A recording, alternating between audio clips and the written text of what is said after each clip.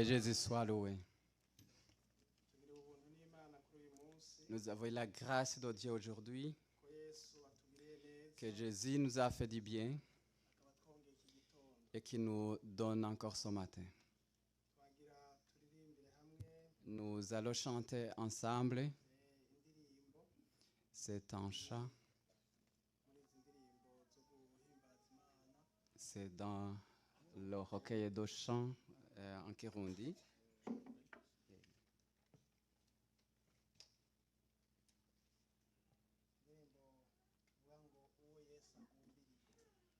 Celui que Jésus embrasse.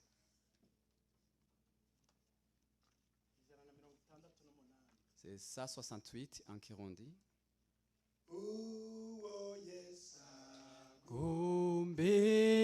Kumbiriye ntabwo bayogera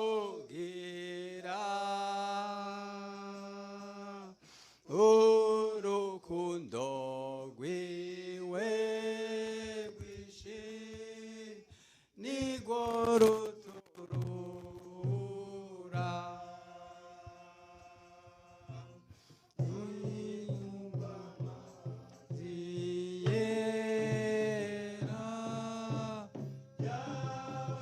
tugeye imbere umve baririmbira mwiza mwijuru bati uwo Yesu agumbiriye ntabwo bayogera urukundo rwiwe rwinshi nirwo ruturura. Le troisième strophe. Yatereye azompa amahoro niwe rutare nshinzwe ko nzohora mwizigiye ahora ngumya cane muri iyi minsi yose ninaduga mwijuru nzomuhimbaza rwose uwo Yesu agumbiriye ntabwo bayogera urukundo rwiwe rwinshi nirwo ruruhura.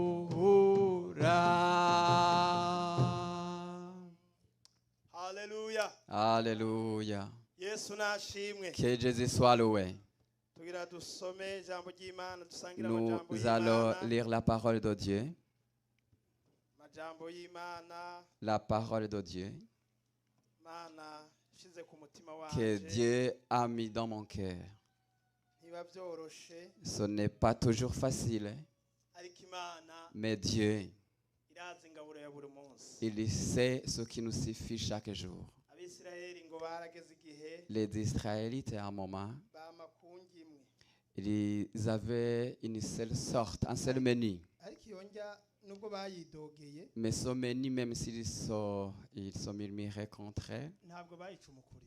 et ils ne se fatiguaient pas pour l'avoir. Baravyuka bakandura. Ils se réveillaient et ils ramassaient, juste ramassaient. Umuntu ntagirirwa. L'homme est difficile. Umuntu umuhaye vya gusa. Quand il donne gratuitement à quelqu'un, Wamuha ivyo akoreye nawe ngo arandusha. et quand il lui demande de travailler, il dit, il me fatigue. N'Imana yarabwiye Mose ngo abantu Dieu a dit à Moïse, comment est-ce qu'on va faire à ces hommes? abantu kweri. Ces gens-là, bari barushe muri Egiputa Ils étaient fatigués en Égypte. ariko Imana iravariya Mais Dieu varie. Imana iguhaye ikintu kikagumaho Quand Dieu te donne quelque chose et que ça reste, izo ntungamubiri ziba zitarakwira neza et les vitamines ne sont pas encore suffisantes. Yesu nashimye Que Jésus soit loué. dimanche twarumvise ijambo rivuga ko umuntu Di- wese akwiye guharanira kw'izina ryiwe Dimanche, nous avons reçu le message qui nous dit que chacun doit chercher à ce que son nom soit inscrit dans le livre de rero Dieu. reka dushishikare Nous allons continuer n'uyu munsi c'Imana yashize ku mutima wanje avec ce que Dieu a mis sur mon cœur aujourd'hui. duhere Nous allons commencer cyandikiwe Abaheburayo dans l'épître aux Hébreux, igice ca 10 turahera ku murongo wa 36 au chapitre 10, verset 36. ndizera ko mwahageze Abaheburayo Je crois que vous avez 10, trouvé là le passage. Hébreux 10, 36. verset 36. kuko mukwiye kwihangana kugira ngo nimwamara gukora iby'Imana igomba mubone guhabwa ibyasezeranwe kuko hasigaye igihe gito cyane kandi uwugiraze azoza ntazoteba ariko umugororotsi wanje azobeshwaho n'ukwizera naho niyiyonjorora ntazohimbara umutima wanje ariko tweho ntiturabo mu biyonjorora bagahona ariko turabo mu bizera ubugingo bwabo bugakizwa amen Amen. 39 gusa. Et je vais lire en français le verset 39. Nous ne sommes pas de ceux qui se retirent pour se perdre, mais de ceux qui ont la foi pour sauver leur âme. Amen. Amen. Yesu nashimwe. Que Jésus soit loué. Yesu nashimwe. Que Jésus soit loué. Ijambo ry'uyu munsi Le message d'aujourd'hui, ico nza kuvuga cyose tout ce que je vais amajambo dire, yose tuza kuvuga toutes les paroles que nous allons aza prononcer, kuba ahagaze kuri iyi est teme basé sur ce thème. ivuga ngo tweho qui ntituri dit, mu biyonjorora Nous ne sommes pas de ceux qui se ariko retirent, turi mu bizera mais nous sommes ceux qui gardent la foi ubugingo bwabo bugakizwa. et que leur vie soit sauvée. Haleluya. Alléluia. Iri ni ijambo ry'Imana. Ça, c'est la parole de Dieu. Kwiyonjorora Se retirer, ni ukugenda umuntu ava mu kintu buke buke. c'est de se retirer progressivement. Kwiyonjorora Se retirer, ni uguheba ikintu c'est abandonner quelque chose. ukagenda ukivamo buke Et buke. il abandonne tout doucement. Yesu nashimye. Que Jésus soit loué. Imana Dieu, mu kutujana iyo itujana mu buryo bwayo bw'imhemu en nous amenant là où il veut nous amener en esprit, il y a quelque part où il nous fait passer. umuntu arebesheje amaso y'umubiri De façon à ce que quand tu regardes avec les yeux physiques, tu ne peux pas voir la destination. Tu ne peux pas voir le voyage que nous faisons. Mais d'une façon spirituelle, nous sommes en train de marcher. Nous avons quelque part où nous sommes et nos combats, ils ne sont pas visibles. Ce sont des combats que nous combattons. C'est d'une façon spirituelle. C'est pourquoi tout ce que nous allons parler est basé sur ce message qui dit ne te retire pas, n'abandonne pas, mais persévère. Que Jésus soit loué. Pourquoi les gens se retirent? Pourquoi les gens abandonnent ce qu'ils ont déjà commencé? Le début d'une chose, c'est facile. De regarder en classe, quand on commençait l'année, on était nombreux. Mais au fur et à mesure que l'année avançait, tu voyais que certains abandonnaient. Il y en a qui abandonnaient pour des motifs variés, mais il y en a qui trouvaient pas facile. Mais les autres ont dit que ce qui est bon, on tient. Pourquoi les gens abandonnent? Nous allons lire la parole de Dieu dans le livre des Juges. Juges chapitre 7. Je vais commencer par le premier verset jusqu'au 3. niho ngira mpagarare cyane. C'est là où je vais rester longtemps. Havuga ngo maze Uhoraho abarira Gideyoni ati abantu muri kumwe ni benshi kurenza urugero. Abacamanza igice cya C'est dans le livre des Juges, chapitre 7. turahera ku murongo wa 2. Nous allons commencer par le 2e verset. Maze Uhoraho abarira Gideyoni ati abantu muri kumwe ni benshi kurenza urugero. Kubw'ivyo sinshobora gutanga abamidiyani mu maboko yabo kugira ngo Abisirayeli ntibanyishire ko hejuru bati inkomezi zacu nizo zadukijije. None genda uvyamamaze abantu bavyumve ko umuntu wese afise akoba atinya atahe ave kuri uwo musozi Gileyadi. Nuko hataha abantu ibihumbi 200 na bibiri hasigara ibihumbi 10. Imana idufashe cyane. Que Dieu nous aide. Yesu nashimwe. Que Jésus soit loué. Ikintu cyambere, la première chose gituma abantu biyonjorora, qui fait que les gens se retirent, nubwo c'est la peur. Aha ni Gideyoni. Ici c'est Gédéon. Gideyoni yahagurutse mu gihe kitari cyoroshe. Gédéon a été utilisé pendant des moments difficiles. Ukuntu Imana yagiye ikorera Quand Abisirayeli, il lit comment Dieu a fait pour les Israélites, yagenda ihagurutse umuntu mu gihe ciwe, il lui faisait lever quelqu'un à son temps. agakora ivyo Imana ishatse mu gihe Et runaka. il faisait ce que Dieu voulait à un moment donné. Gideyoni yahagurutse mu gihe bitari byoroshe. Gédéon a été utilisé dans des moments Abantu bari bagiye spéciaux. mu bigirwamana, Les gens s'étaient donnés aux idoles. bataye Imana. Ils avaient abandonné Dieu. Abamidiyani Les Madians baraza bakaja mu ngano zabo zose, mu mirima yabo venaient dans yose, leurs champs. bagira ngo barahinga. Et quand ils travaillaient dans les Abamidiyani champs, bakaza bagakandagira imirima les yabo. Madians venaient et piétiner dans leurs champs. Abisirayeli baja mu mubabaro Les ukomeye cyane. Israélites allaient dans une angoisse. Imana Dieu, kuko ari umukozi w'umuhanga, comme c'est Iminsi quelqu'un qui est yose, très un savant, iminsi yose chaque fois, ihorana imbabazi. il est toujours miséricordieux. Yesu nashimwe. Que Jésus soit loué. Imana yacu Notre Dieu, ihorana imbabazi. il est toujours miséricordieux. Yaritegereje amarushwa Il Abisirayeli a barimo, observé l'angoisse dans laquelle se trouvaient les ariko icyo Israélites. naboneye neza ko Imana idukunda. Mais comment j'ai vu comment Dieu nous Imana aide. ibasha nous gukora aide. yonyine, Dieu, il peut travailler seul. ariko kandi yarakuremye Mais s'il t'a créé, iba ikeneye kugukoresha. il veut t'utiliser. Umuntu abasha kugenda n'amaguru ye, Quelqu'un peut marcher avec ses propres jambes ariko yaraguze imodoka, alors qu'il a acheté une voiture. arayibwira ati tugende, Il peut dire allons-y, tugende. allons-y. N'Imana yaraturemye Dieu nous a créés, ikeneye kudukoresha. il veut nous utiliser. Irareba mu Bisirayeli, Il a regardé dans les Israélites. ibona hari umuntu umwe Il a vu qu'il y a un homme. ugerageza gushaka ibyo kurya, Un homme qui essaie de chercher la nubwo nourriture. ibihe bitoroshe. Même si les moments étaient difficiles. Isanga Gideyoni Il a trouvé Gédéon aha yahura ingano qui était en train de préparer munsi mu le blé. kuzimu yarimvye, Il avait creusé. ngo aha yazikubita. Il était en train de Nibaza ko préparer yazikubita les buke blés. buke, Peut-être il battait moins fort kugira ngo n'aba bamidiyani pour ntibabyumve. que les Madians ne puissent pas l'entendre. Marayika ngo aramusanga, L'ange l'a trouvé. ngo aramuramutsa, Il l'a salué. ngo aramubwira ngo wamuhizi Il lui w'imbaraga we, dit au vaillant très fort, amahoro, la paix. amahoro. La paix. Jewe ndi umunyembaraga. Est-ce que moi je suis fort? Uri umunyembaraga Tu es fort. gute? Comment? Yesu nashimwe. Que Jésus soit loué. Yesu nashimwe. Que Jésus soit loué. Yesu nashimwe. Que Jésus soit loué.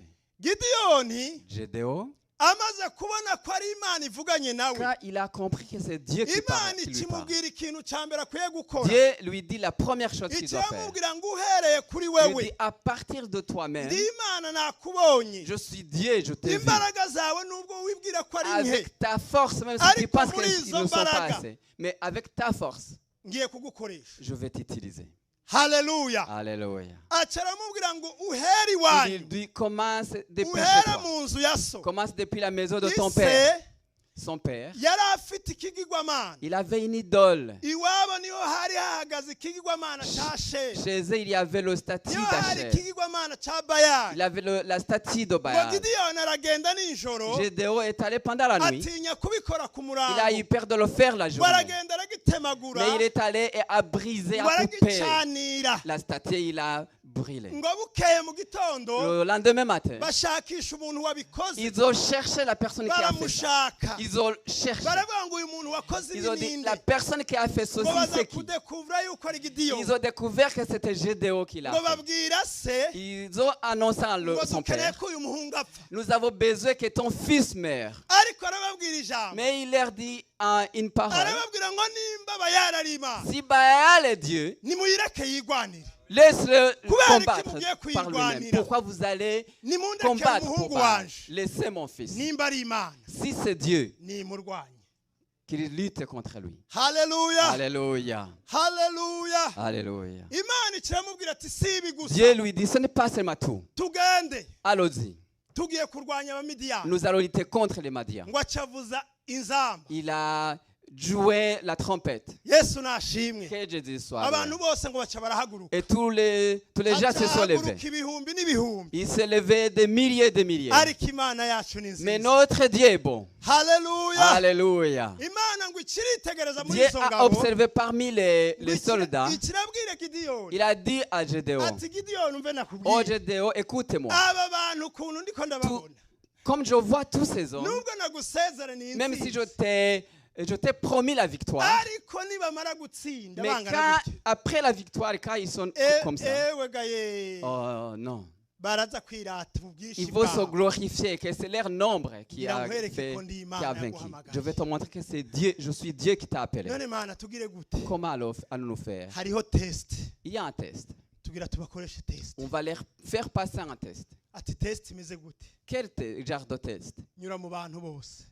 Passe au travers les Nubwo gens. ubona ari benshi. Même si tu vois qu'ils sont Ariko nombreux. ndi Imana ireba mu mutima. Mais je suis un Dieu qui observe dans le cœur. Wevuga ijambo rimwe gusa. Dis seulement un mot. Ati umuntu wese. Que chaque personne, Ibi bintu si ibintu umuntu agendamwe atumva. ce n'est pas quelque chose qu'on peut Si ibintu- faire sans si ibintu comprendre. uza ngo nuko na naka Tu ne peux yaje. pas suivre parce que quelqu'un d'autre est Tugiye venu. kugwana.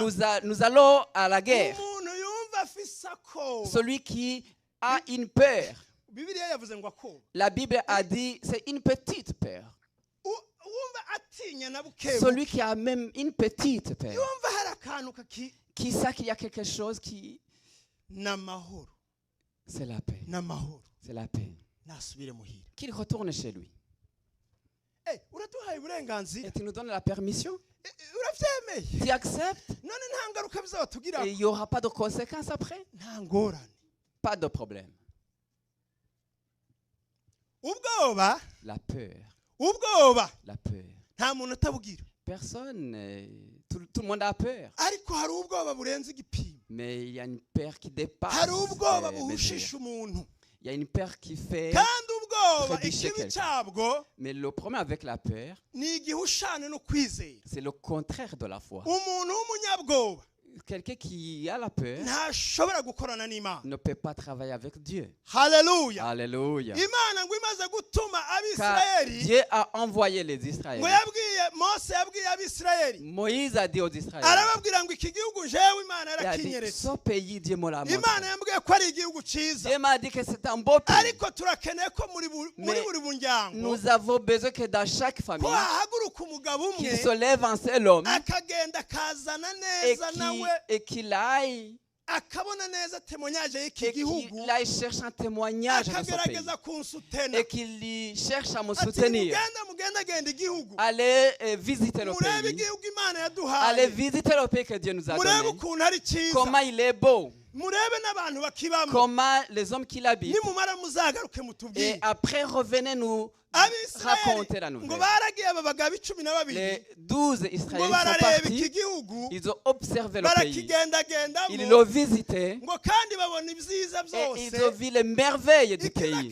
ikinezeza Ce qui m'ont fait plaisir. ngo bazanye n'imizegazega Ils y'ibyeza muri sont icyo gihugu venus avec de l'or. du pays. haleluya Alléluia. ngo baza bavuga ngo igihugu Ils ont dit, twagendagenzemo le pays dans lequel nous avons ni visité, igihugu cyiza c'est un très beau pays. ni igihugu cyera C'est un beau pays. ni igihugu kirimo amata C'est un n'ubuki beau pays où coule le lait et le miel. by'ukuri ni cyiza En réalité, c'est un beau pays. ariko hari ikintu Mais twabonye il y a une chose que nous avons abagabo vue. twabonye muri icyo Les gihugu hommes que nous avons trouvés dans ce bateye pays, ubwoba il faut peur. tubareba Quand on les twari regardait, tumeze nk'inziga imbere yabo c'était comme de petits dévaillés, des sauterelles dévaillées. nimba hari ikintu candukira S'il y a quelque chose qui se bavuga ngo transmet, covid irandukira on dit que la Covid est ubwoba est contagieuse. ubwoba La peur. ubwoba La peur ubwoba burandukira est contagieuse aussi. ngo ikoraniro ryose Toute l'assemblée ngo rica rikoma induru a crié. umushinga ntawe umwe yaravuga Un homme disait, ati jewe ni ukuri nanjye Moi, nababonye je les ai vus. ubundi ati nanjye L'autre dit, nababonye oui, oui, je les ai vus. hari icyahagurutseho Il y en a qui s'est levé, ariko hariho abandi bagabo mais il y a d'autres. Alléluia. Vaillants. Alléluia. hari abandi bagabo babiri Il y a d'autres hommes, nagira deux mvuga hommes. ngo imana Ils ont dit, Dieu, ntibasha gukora ngo nuko twese twavuze ngo iki kintu nico il ne fait pas seulement parce que nous avons dit que la chose est vraie. yonatani yabwiye umutwaje Jonathan a ibigwanishwa dit la personne qui l'aidait pour aramubwira porter ngo les armes. imana twizeye Le Dieu que nous avons cru, ibasha gukirisha abantu benshi c'est un Dieu qui peut ngo utiliser kandi beaucoup ibasha no d'hommes, gukirisha abantu mais il bake peut aussi sauver avec ngo peu ngwino de gens. tuzamuke Venez et partez. haleluya Alléluia. yosuwa na karebu ngo Josué barahagaze et Caleb se sont tenus. ngo bashinga intahe Ils ont rendu baravuga témoignage. ngo n'iby'ukuri Ils ont dit, c'est vrai. twakibonye igihugu ni C'est vrai, nous cyiza avons vu le pays est très bon. nimba imana Mais itwishimiye si Dieu prend nimba plaisir à nous, tunezeza si imana nous faisons imana plaisir à yaducishije Dieu, mu kiyaga gitukura Dieu qui nous a fait passer par la mer tuzobarya rouge, bwa mutsima nous les mangeons comme de la icyari pâte. kibakingiye Celui cyavuyeho qui les cachait à quand il serait nimuhaguruke ôté. tugende Lève-nous et partez. haleluya Alléluia. haleluya Alléluia. haleluya Alléluia. yesu nashimwe Que Jésus soit loué. yesu Que nashimwe Jésus soit loué. hari umugabo Il y a un homme yitwa eliya qui s'appelle Élie. ubwoba La peur, ntawe butinya il n'a pas peur de ntibureba ngo personne. wakoze ibitangaza byinshi Regardez celui qui a fait beaucoup de satani miracles.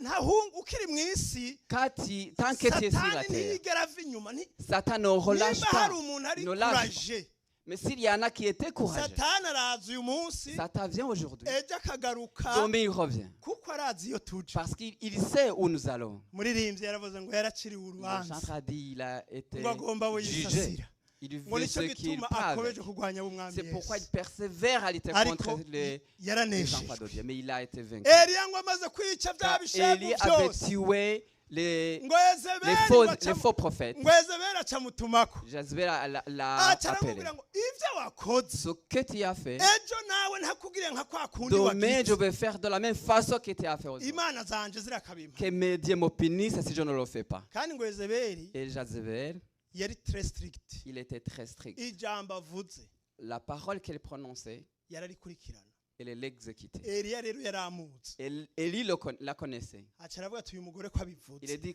comme cette femme l'a dit, ndapfuye je suis mort. yesu nashimwe Que Jésus soit loué. ngo aca arahunga Et il a fui. imana ngo ikiratuma marayika Dieu a envoyé l'ange. imusanga aharyamye Il a trouvé là où il s'endort. eliya nibiki Élie, qu'est-ce qui se passe? nibiki Qu'est-ce qui se passe? nagize ishaka rinini J'ai été courageux. abandi bose barapfuye Tous les autres prophètes sont morts. nije nsigaye Il n'y a que moi qui reste. nanjye bariko barampiga Et ngo même banyice. moi, on est en train de me chercher. aha siho bavugira Ce n'est pas ici qu'on parle.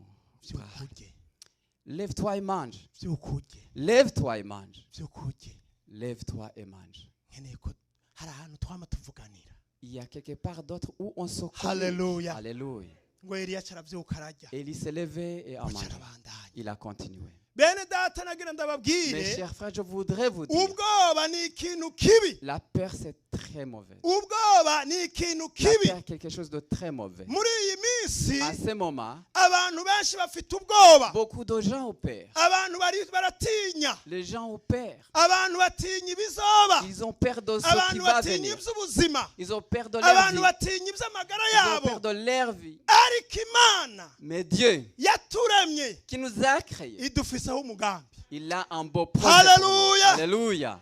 Yesu Que nashimwe. Jésus soit loué. Uyu munsi Aujourd'hui, intambara wahora utinya les kurwana, luttes que tu avais peur uhaguruka de usubire faire, uzirwane. lève-toi et lutte. Uyu munsi Aujourd'hui, ibyo wahora utinya gukora, ce que tu avais peur nagira ngo de ubwire ngo faire, korera je Imana, voudrais te dire, servez ntacu Dieu. uzoba. Tu n'auras Hallelujah. rien. Alléluia. Iyo abivuze niyo Celui qui a kwizerwa, dit, iyo est aguhamagaye fidèle. izabikora. celui qui t'a appelé l'accomplit. Hallelujah. Alléluia. icyo ugize iminsi wawe ukoza iminwa y'intoki Est-ce que tu fais avec tes mains ugatinya, et que tu as peur?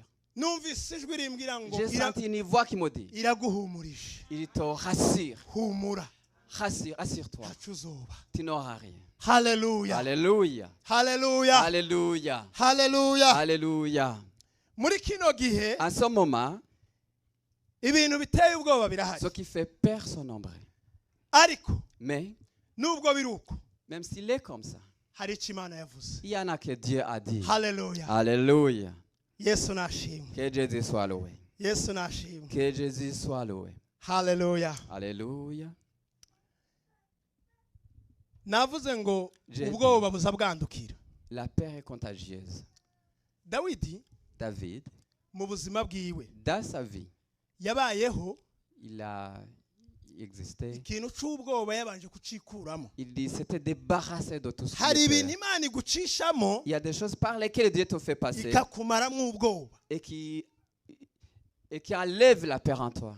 Ubwoba La peur buza kubera umuntu agifite aho yihisha, vient parce que tu as un endroit où te cacher. ariko iyo umaze kubona ko byamaze kurangira, Mais tu vois que tout est fini. uravuga ngo nta kundi, Tu dis, je n'ai rien Mu maboko yawe, d'autre Mana. chose à faire. niyo nshize Dans tes ubugingo bras, bwawe. Seigneur, c'est là où je remets ma Idubu vie. zari zaramumaze ubwoba.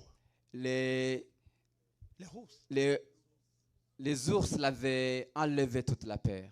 Intare zari zaramumaze ubwoba. Les lions avaient enlevé toute Mu la peur. musozi yakuriyemo Dans les montagnes où il a grandi. niho yakompozaga indirimbo akavuga ngo ndunamurira C'est là amaso où yanjye il ku composait les misozi, chants qui disaient, je lève mes yeux vers les gutabarwa montagnes. kwanje kwava hehe. D'où viendra mon secours? Nicyo cyatumye umunsi yahuye na C'est Goliyati, pourquoi le jour où il a rencontré Goliath, ibyo abandi bumva, tout ce que les autres iwe entendaient, yagarura imigisha Imana et yagiye lui, il imuha. revenait les Alléluia. bénédictions que Dieu l'avait données. Alléluia. Akavuga ngo Imana Il yampaye dit, intare, le Dieu qui m'a donné à Imana tuer le yampaye lion. idubu. Le Dieu qui m'a donné à tuer les N'uyu ours. mufilisitiya Même utarakebwe, ce Philistin qui n'est pas Imana circoncis, iramumpa amaboko yanjye. Dieu va le livrer Ngo entre bakuru mes be mains. ngo Les bakamwegera grands frères l'approchaient. bakamubwira ngo Ils wagahungu, disaient, oh petit garçon, amanyama yawe et ton orgueil, turabizi, nous le savons. nta kindi Il n'y a cyakuzanye, pas autre chose qui t'a ni fait venir. ukuraba intambara. C'est pour voir, regarder la bataille. Nagira Je mbabwire, voudrais vous dire, ukwiye guhunga tu dois fuir umuntu ukujana kure toute y'umuhamagaro wawe, personne qui veut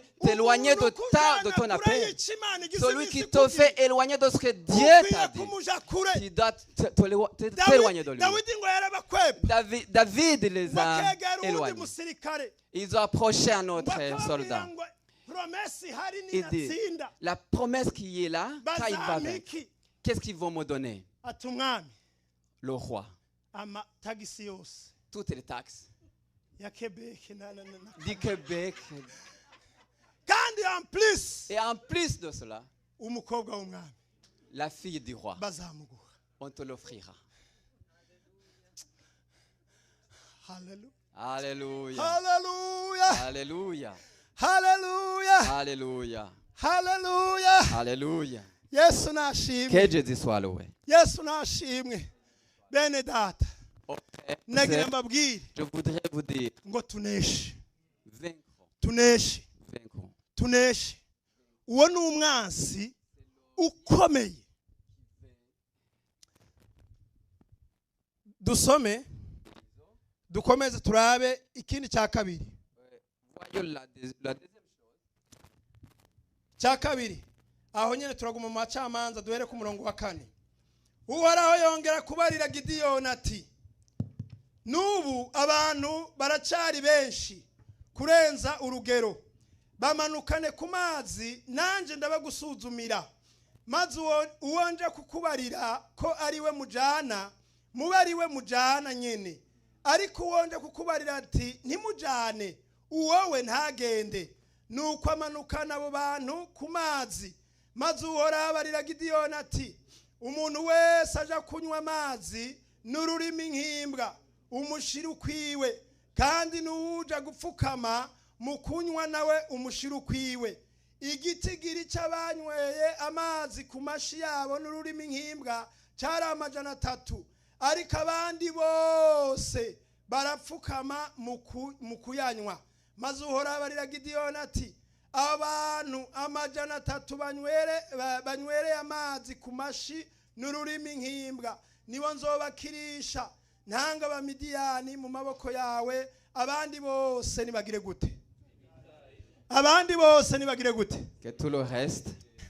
Hallelujah. Alléluia. Hallelujah. Alléluia. Yesu nashimwe. Que Dieu soit loué. Waliaminio neno lake Mungu watapata nguvu kuwa washindaji, kwani Bwana Yesu alituahidi atathibitisha neno kwa ishara. Shinda, shinda, nguvu ya kushinda. Shinda, shinda, shinda kila saa. Mungu anatupa nguvu ya kushinda. Tuamini Yesu nasi tutashinda. Kati vita kali uwe na hodari. Mungu niye Mungu wetu ya ajabu. Tuamini neno na ishara kubwa zitafuatana na waamini. Shinda, shinda, shinda, nguvu ya kushinda. Shinda, shinda, shinda kila saa. Mungu anatupa nguvu ya kushinda. Tumutii Yesu nasi tutashinda. Hallelujah. Alléluia. Umugwi wa kabiri Le deuxième groupe, urimwo abantu babiri. il y en a deux hommes. Imana Dieu, ntabwo igarukira hatureba. il ne se limite pas là où nous voyons. Ntabwo igarukira kuri ibi abantu Il ne bashobora se kubona. limite pas sur ce que nous pouvons Imana voir. yacu ni Imana. Notre Dieu, c'est Dieu. Hallelujah. Alléluia. Uru rugendo twese Le tururimo, voyage, nous le sommes nous tous. ariko twese Mais nous tous, umuntu wese afite ukuntu yahagurutse. chacun a sa Umuntu façon wese de afite s'élever. umuhamagaro we. Chacun a son Umuntu appel. wese afite objectif Chacun ye. a un objectif spécifique. Ariko nagira mbibutse Mais je bene data, voudrais vous rappeler, aux frères, nta yindi ntego il nyamukuru n'y a pas y'agakiza autre objectif principal de notre salut, ni ijuru. c'est le ciel. Hallelujah. Alléluia. Aba bantu Imana Ces hommes, Dieu, basigaye, quand ils sont restés, Imana yabwiye Gideyoni ati Gideyoni, Dieu a dit à Gédéon, ni ukuri nimba hari umuntu ugira kwihangana. s'il y en a qui va tenir, Gideyoni yarihanganye. Gédéon Kubona tenait. ibihumbi byari byagiye. Parce Imana que igaca des yongera ngo milliers étaient Gideyoni, partis. aba bantu jewe Dieu dit, oh, ces hommes-là, na bado non. tu veux trier parmi les triages. Wa ugira usura abantu kandi warobantu. Tu vas encore trier. Ariko Imana ni Imana. Mais Dieu, Iyo yavuze quand il a dit, uca uyumvira. tu Gideyoni dois aca- obéir. None turabigira gute? Comment allons-nous Ubu procéder? hoho ko navuze ubwoba bakaba bagira Avant, abanyabwoba. j'ai dit le Kandi purée. abantu mbona nyene bose sont vraiment bari Ce serious. qui reste sont sérieux. None turakora iki? Qu'est-ce que nous allons faire? Bamanukane ku mugezi. Fais-le descendre à la source. jewe ndafise ikintu bose banyotewe Moi, j'ai quelque chose qui bose dont ils bakeneye ont kunywa soif. amazi Ils ont besoin de boire. nagira ndababwire bene Je data voudrais vous dire, aux frères, aha twese nimubona mu buzima vous voyez, nous tous dans la vie, turafise ibintu twama dupfukama ngo mana nous avons des choses pour lesquelles nous disons, oh Dieu, mana wonkorera iki si tu fais ceci nukuri pour moi, noneho mana en réalité, nakugoye kenshi je t'ai dérangé beaucoup de fois.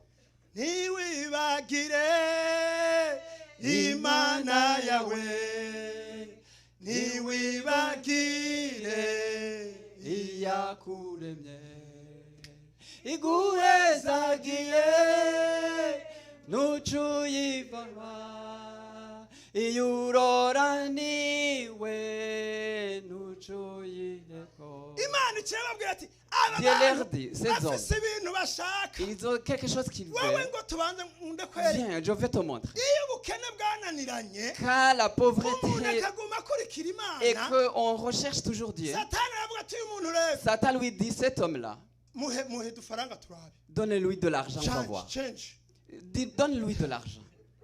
Donne-lui de imana ni l'argent. umukozi w'umuhanga Dieu, c'est un baca baraza travailleur n'abagabo bose incroyable. Tous les hommes sont venus. inyota Avec la soif, unyota ururimi rugira rubavemo ils avaient soif. imana ikibwira gidiyoni iti wait Dieu a dit à Gédéon, akote attends, prends un stylo prends un pic. turandika Va, tu vas noter. bose ngo barashitse ku mazi Ils sont arrivés à la source. hariyo abagabo Il y a des iyi hommes. foto mengo ndayibona hariyo C'est abagabo comme si je vois la bari photo. banyotewe Il y a des hommes qui bananiwe. avaient soif. ngo mu kunywa amazi En buvant l'eau, baca barapfukama ils se sont mis à genoux. bavuze ati twodahisha amaboko ntiyoza Si on yose allait ramasser avec nous, on ne va pas en prendre beaucoup. ati Ils se turakunywa sont abaissés. Nous allons boire mpaka nimba tugukamye jusqu'à. Je ne sais pas si on va terminer toute la twicarane source, na reserve mais on va aussi faire des réserves.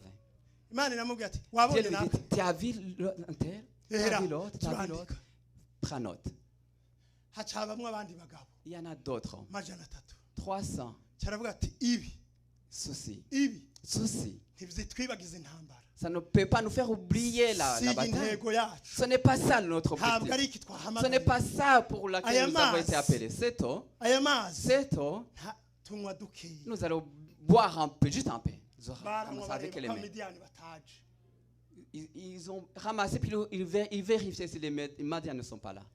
nagira mbabwire Je ikintu voudrais gikomeye vous dire une chose importante. ngo abisirayeli bamaze kuva mu gihugu Quand cya les egiputa Israélites avaient quitté l'Égypte, hariho imiryango il ibiri y a deux familles n'igice cy'uwundi muryango wa et une manase demi-tribu de Manassé. ngo bageze ahantu hari ubwatsi Ils sont arrivés quelque part où ngo il y baca avait babwira un mose champ. ngo iby'igihugu Ils cy'isezerano ont dit à Moïse, Ngo pour ce qui est du pays promis, nous, ici, ici, haruguru rwiza ici, il fait beau ici. bazorisha Les bye vaches vont bien, abana bazokina bye les enfants vont bien jouer. twebwe Nous, kujabuka yorodani traverser le Jourdain, twibagire nous oublions. imigabane y'abandi Nous urayibaha ijya migabane donne yose. la part aux autres. twebwe aha Mais nous, ici, turahashitse nous sommes arrivés. eba Nous sommes arrivés. oya Non, urugendo ruracahari le voyage est encore là. haleluya Alléluia. haleluya Alléluia. mose ngo akiravuga ati ibi ni Moïse ibiki dit, mukozi qu'est-ce que vous faites? mugiye kungora kandi Là, vous me dérangez abisirayeli beaucoup. mugiye kubaca intege Israélites, vous allez décourager les autres. s'il te plaît S'il vous plaît. turasiga abana n'abagore Nous allons laisser les enfants et les femmes. ntituhava On ne va pas quitter cet tuzogenda endroit. tubagwanire Nous allons lutter avec nabo vous. binjire mu migabane Ils vont entrer yabo dans leur part. ariko tuzogaruka Mais nous allons revenir ici. ariko matayo yaranditse igice cya kane Matthieu a écrit au chapitre aravuga ngo 4. abantu bari mu gicucu Il a cy'umwijima dit ceux qui sont dans l'ombre abantu de la mort. bicaye mu gihugu Ceux qui se cy'umwijima tenaient dans l'ombre de bari la mort. aba bantu bo kwa zeburoni C'était ces gens-là bari de aba Zébulon. bantu bo kwa manase Ces gens-là de Manassé. Yesu avuka yabasanze mu Quand mwijima Jésus est né, il les a trouvés dans cette ombre. kuko bari Parce barasigaye qu'ils étaient restés kubwo ubwatsi bw'inka à cause de ce champ pour les animaux. bene data Aux frères et sœurs, bene data aux frères et sœurs, imana yampaye ijambo reka ndirangirize ko Dieu m'a donné son message, je vais terminer. ibyo yesu yaduhaye Ce que Jésus nous a donné. ibyo yesu yaduhaye Ce que Jésus nous a donné. hari icyo yambwiye ukuntu tubyobyita Il y en a qui m'a dit comment on va dusome les appeler. muri yona On va lire dans le livre de Jonas. yona Dans le livre de Jonas. amfashe mwarimu Terence asome turangize. L'évangéliste Terence va m'aider pour lire. Puis on va Yona terminer. igice cya kane umurongo wa Jonas, kane. chapitre 4, verset 4.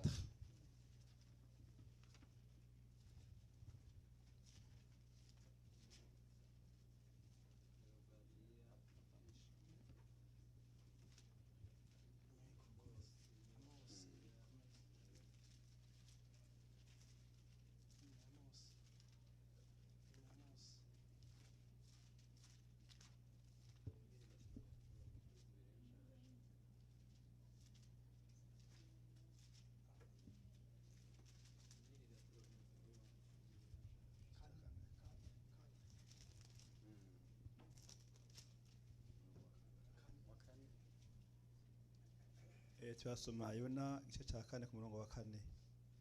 Turasoma mu izina rya Yesu.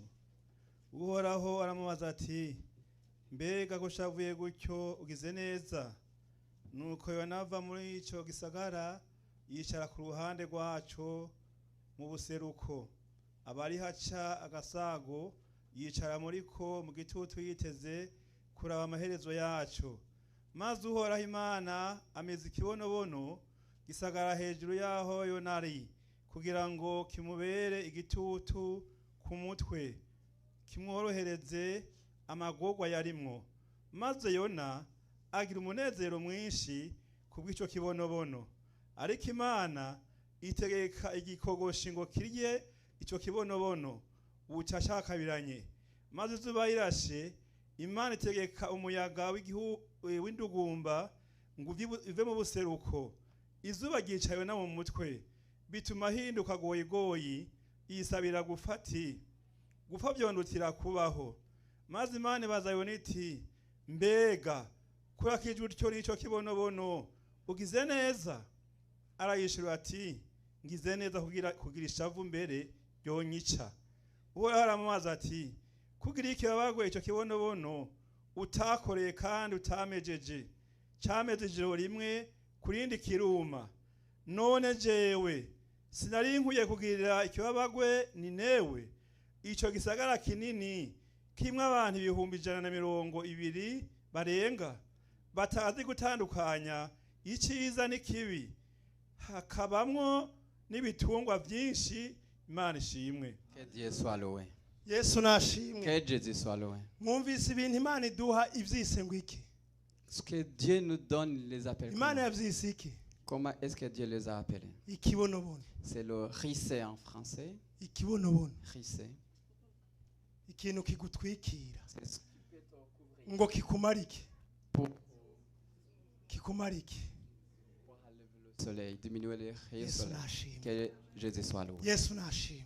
Que Jésus soit loué. Yesu nashimwe. Que Jésus soit loué. Uru rugendo rwacu Notre voyage, hari ibyo Imana idushira mu il y nzira en a que Dieu atari ukugira ngo bitubere umutego, non pas pour être un ariko obstacle, ari ukugira ngo bitworohereze mu rugendo mais rwacu, pour faciliter le voyage. bigufashe kubandanya Pour te urugendo rwacu. faciliter ton voyage. Ariko hari igihe Satani Mais aza il y a un moment que Satan akakwibagiza ko urugendo rwawe te fait oublier que ton voyage rudahagaze kuri ibi bintu waba n'est ubona, pas basé sur ce que tu ahubwo vois, hari igihugu cyiza mais wateguriwe. plutôt qu'il y a un pays qui Hari te prépare. ahantu tuzicara Il y a tukaruhuka, quelque part où nous hari serons ahantu dans le repos. tuzoba Il y a tutakibabara, quelque part où il y aho aura plus, n'imitima yacu nos ikwiye douleurs. gusiganirwa. Là où nos cœurs doivent Nubwo fixer. twicaye, Même si nous sommes assis, nubwo waba uraraniwe, même si c'est difficile, ariko ntibikubuze gusenga, mais que cela ne t'empêche, ntibikubuze gushaka Imana, que cela ne t'empêche pas de kuko chercher, urugendo rwawe ruracyahari. car le voyage est encore.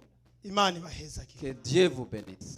Tugiye gusenga Imana. Nous allons prier Dieu. Ni iyi message Imana yampaye. C'est ça le message que Dieu Tweho nous donne. ntituri mu biyonjorora, Nous ne sommes pas de ceux qui tweho se ntituri mu baheba, Nous ne sommes pas de ceux qui abandonnent. tweho turacyafite urugendo Nous avons encore le voyage. kugeza ku munsi Yesu azozira. Jusqu'au jour où Jésus reviendra. Mwene data, Mon frère, ma soeur, uyu munsi ni uwawe. c'est ton jour aujourd'hui. Ugize iminsi mu ntambara, Ça fait des jours que tu es dans les livres. ugize iminsi hari ibintu byabigutwara, Ça fait des jours qu'il y a des choses qui t'ont ariko qui ijambo t'opprime. umwami yampaye Mais le message que Dieu hariho m'a donné, amajambo menshi il y a beaucoup de ni messages. ijambo riza kukwibutsa C'est ça le message qui va te rappeler. kudakwiye kuva mu rugendo Tu ne rwawe dois pas abandonner ton ntukwiye kuva mu muhamagaro voyage. wawe Tu ne dois pas abandonner ton appel. uko wahora ukorera imana Comme tu servais uko dans le wahora temps. ushaka imana Comment tu cherchais Dieu. inyota wari ufitiye imana La soif que tu avais pour Dieu. nikomeze ibeho Que cette soif persiste. shishikara ubane n'imana yawe. Continue à être avec ton Dieu. imana Que ibahezagire Dieu vous bénisse. tugira dusenga imana Nous allons prier Dieu. sindabizi Je ne sais pas. ariko imana Mais Dieu, yayaze n'umutima wawe il a parlé avec ton cœur. nimba wumva Si tu sens hari ico wosaba imana que tu dois demander à Dieu quelque chose, nagira ngo usabe ngo byaguruke je voudrais vous demander de vous lever. nagira ngo usabe byaguruke Je voudrais vous demander de vous lever. nagira ngo usabe waguruke Levez-vous.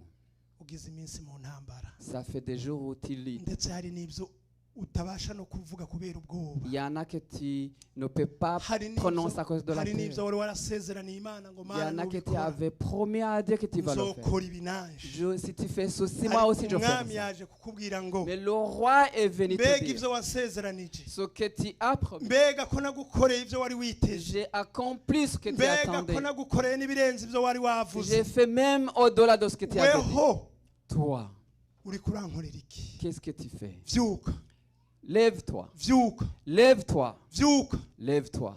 ikangure Réveille-toi.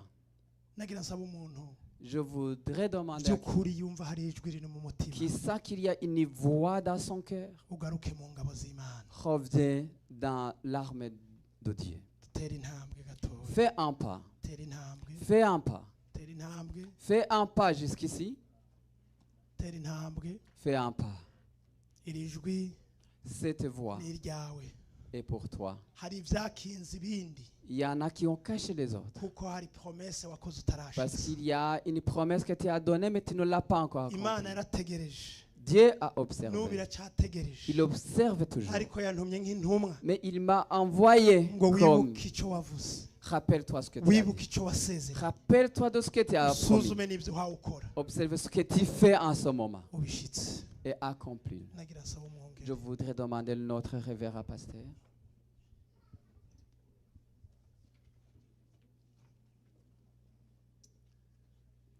Mana yo mu ijuru Père céleste, turagushimiye nous cyane te rendons grâce. uri imana izi Tu byose es un Dieu qui connaît tout. iri niryo jambo watugereye kuri C'est ça le message que tu nous as prévu aujourd'hui. ryo kwikunkumura kutiyonjorora De ne pas se retirer. kwikunkumura kutarambirwa De ne pas se lasser. mwami kutarushwa n'amarushwa umuntu aba arimwo De ne pas se ariko désespérer à cause de ce kuranguza qu'on traverse. amaso y'impwemu Mais utiliser les kuko yeux turafise ibyo dans la foi. twizeye Car nous avons kandi quelque chose que turafise nous espérons. amasezerano. Nous avons la none promesse. rero turamwami imitima igarutse Que ce cœur qui revient, uyiharire kandi uyongere inkomezi. pardonne-les et leur donne la force. ijambo ryawe mwami niryo kuri Ta parole est vérité. ijambo ryawe ni itara Ta parole est lumière. murikira mwami mu buryo C'est bw'impwemu une lampe qui nous éclaire, ibirenge byo mu buryo bw'impwemu qui bigenda éclaire les pieds bigendera mu mucyo spirituels, w'imana qui marchent dans la lumière de none rero Dieu. ku mucyo wawe uzi Que ta byose lumière connaît tout. amahoro ya yesu Que la kristo paix de Jésus-Christ ahezagira aba bose mwami bénisse bumvise toutes ces amajambo. personnes qui ont entendu ce kandi message. abana bo baronse mwami uburyo bwo kwikiranura Et ces personnes qui ont eu l'occasion de se kurambirwa, repentir, ukwiyonjorora, de ne pas se ubemere, retirer. kandi amaraso ya Yesu Que Kristo le sang de Jésus-Christ abatunganiriza leur imitima, purifie leur cœur basubire mu rugendo, et qu'ils reprennent le basubire voyage kuramiriza, et qu'ils persévèrent basubire encore kugenda mu buryo bwo et kwizera, qu'ils marchent dans la foi. ubundi tugenda mu byo tubonesha Car nous ne amaso, marchons pas à cause de ce que ariko nous voyons tugenda par les yeux, urugendo mu buryo bwa mpwemu mais c'est yera. dans le voyage de la Badufashe foi. bari kuri Zoom. Même et ceux qui sont sur Nabo Zoom nyene aussi, ntubibagire. tu ne les oublies pas non Nambaye plus. amajwi mwami ari hano Là où la barumva. voix va atteindre, Abumvise iri jambo ry'Imana tous bose, ceux qui ont entendu ce message, bongere mwami kuronka inkomezi. qu'ils reviennent encore, Wewe reçoivent encore la ntunesesha force. igitero kinini. Tu ne luttes pas avec de Ariko nombreuses urafise personnes, abantu mwami ukoresha. mais tu as déjà que tu utilises. Nk'uko wakoresheje Gideon. Comme tu as utilisé Gédéon, Gédéon était dans l'humilité. Mais tu lui as dit, tu es fort. Lève-toi avec ta force. Il a fait des choses incroyables. Parce que c'est Dieu qui travaillait. Merci pour ces âmes qui ont entendu et qui se sont repenties. Continue de leur donner l'occasion de continuer dans ton chemin droit.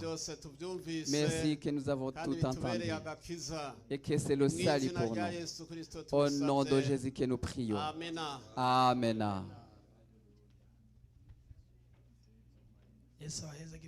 Que Jésus vous bénisse. Nous allons prier. C'est possible qu'il y en a qui a un fardeau, qui est malade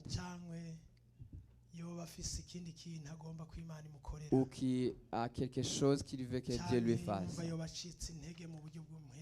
ou qu'il est affaibli dans la foi, qui souhaite que Dieu le fortifie, qui dit au Seigneur l'élite que j'ai.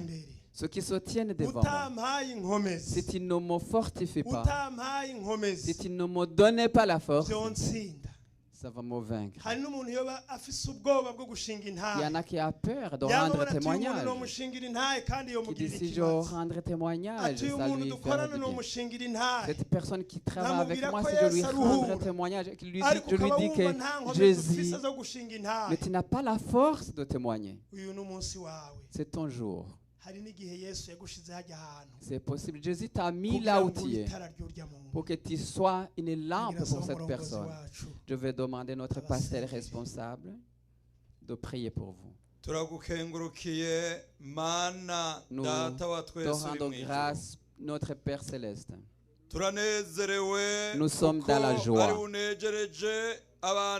parce que la joie vient de toi. Tu nous as fait du bien à cette date. Tu nous as donné un message de vie.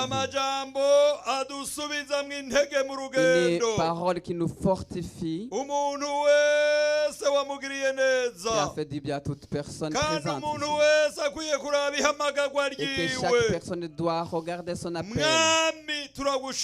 Nous te rendons gloire. Gédéon, tu l'as fait du bien. Et tu l'as donné la victoire contre les Madians. Que tu sois loué, ô Père Céleste. Le chanteur a dit aujourd'hui, même si tu t'agites, les enfants de Dieu, nous allons traverser dans la foi. Nous aussi, nous allons traverser dans la foi. Et l'objectif de ton peuple, c'est d'être avec le Messie dans le royaume des cieux. Nous prions Dieu pour que chaque personne qui a la paix, cette personne qui a d'autres voix, cette personne qui désespère, qui ne voit pas où aller, qui sait qu'il doit abandonner, nous luttons avec ce mauvais esprit. Que la paix s'enfuit, pour que les gens soient fortifiés dans le voyage, et qu'ils soient fortifiés dans le voyage, et qu'ils aient la paix dans le voyage, pour que au Seigneur, qu'à toi qui parles, tout ce qui est faible s'enfuit, et que les enfants de Dieu sont bien. Nous prions au Seigneur pour ceux qui ont des fardeaux divers. Toi, quand tu appelles ceux qui sont fatigués et chargés, qu'ils viennent à toi, tu leur donneras du repos. Et tu dis, Père, travaille. Moi aussi, j'agis. Alléluia. Fais des miracles en ce moment.